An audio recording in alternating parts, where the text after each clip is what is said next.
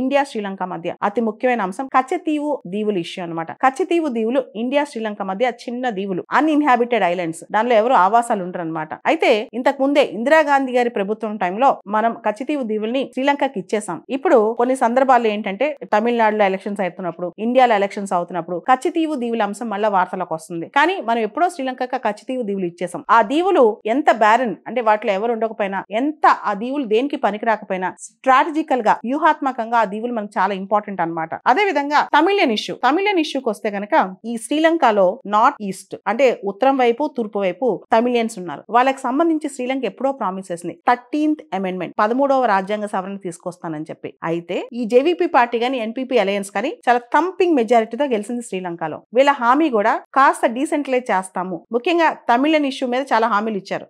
కానీ ఈ 13th amendment గురించి ఎటువంటి చర్చ జరగలేదు. శ్రీలంక ప్రెసిడెంట్ భారతదేశానికి వచ్చిన సందర్భంలో